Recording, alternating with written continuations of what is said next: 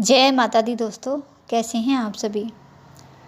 दोस्तों, आज हम इस वीडियो में बात कर रहे हैं 20 और 21 फरवरी 2022 के वृश्चिक राशिफल की। बात करेंगे कि फरवरी माह के ये 2 दिन आपके लिए कैसे साबित होंगे और साथ ही दोनों ही दिनों का पंचांग भी जानेंगे। और साथ ही 20 फरवरी को द्विजप्रिया संकष्टी चतुर्थी का व्रत भी है, तो इस पर भी चर्चा होगी। दोस्तों, राशिफल जानने से पहले पंचांग की चर्चा करेंगे। पहले बात करेंगे 20 फरवरी की। 20 फरवरी रविवार का दिन है। फाल्गुन माह कृष्ण पक्ष की चतुर्थी तिथि है इस दिन। और दोपहर 3:06 तक शूल नाम का योग रहेगा, उसके आगे गण नाम का योग बनेगा। शाम 4:42 तक हस्त नक्षत्र है, उसके आगे चित्रा नक्षत्र रहेगा। चंद्रमा इस दिन तुला राशि में गोचर करेंगे और सूर्य पहले से ही कुंभ राशि में विराजमान चल रहे हैं।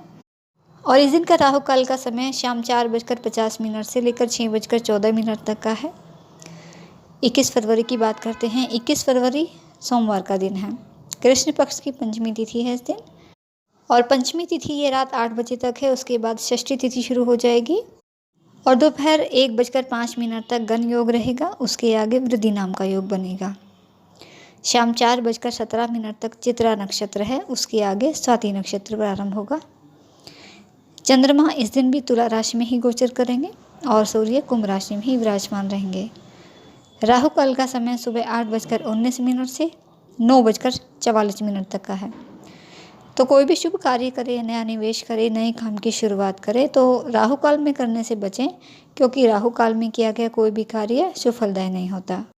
तो ये 2 दिनों की ग्रह नक्षत्रों की स्थितियाँ और इन ग्रह नक्षत्रों की स्थिति के आधार पर ही आपके राशिफल की चर्चा करेंगे। जानते हैं कि फरवरी माह के 2 दिन वृश्चिक राशि वालों के लिए कैसे साबित होंगे। तो ये समय आपके लिए कुछ सावधानी वाला है। यहाँ आपकी चिंताएं बढ़ सकती हैं, तनाव रह सकता है, क्योंकि 12वें भाव में चंद्रमा है। तुला राशि में चंद्रमा गोचर करेंगे और वृश्चिक राशि से 12वें भाव में विराजमान होंगे। और 12वां भाव ये व्यय भाव कहलाता है। योग और आध्यात्म का भाव है, विदेश यात्राओं का भाव है ये।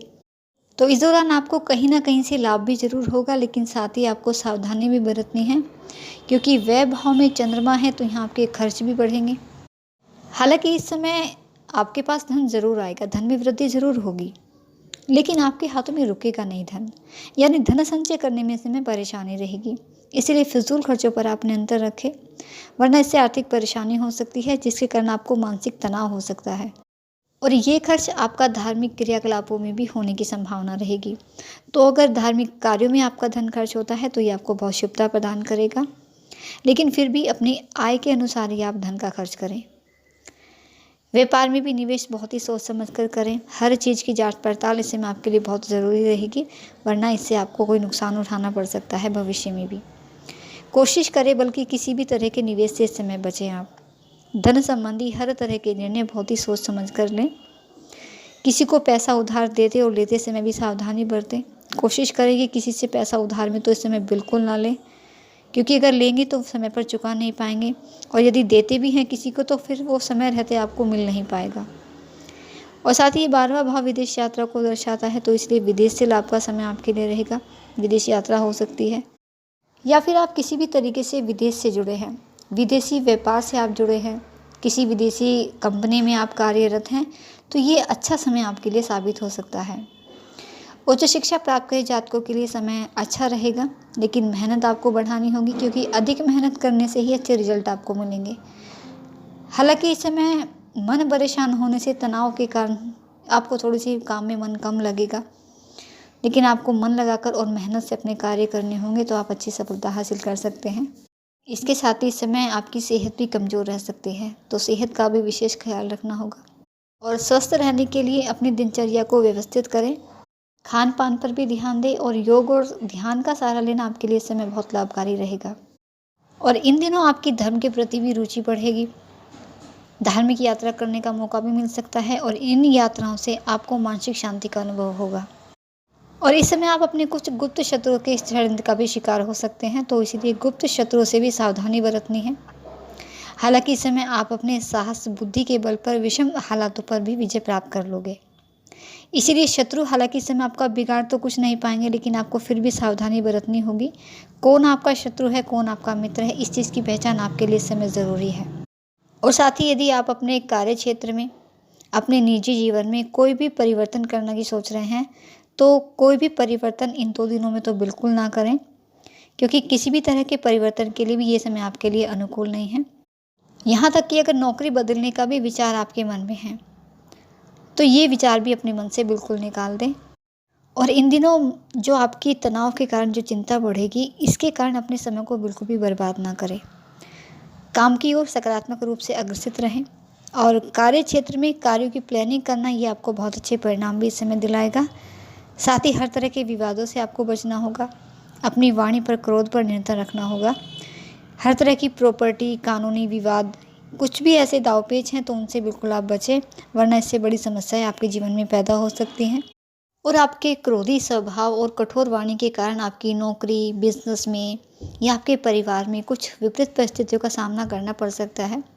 किसी भी बात को लेकर अपने परिवार या भाई बहनों के साथ आपके मतभेद हो सकते हैं, रिश्तों में मनमुटाव आ सकता है।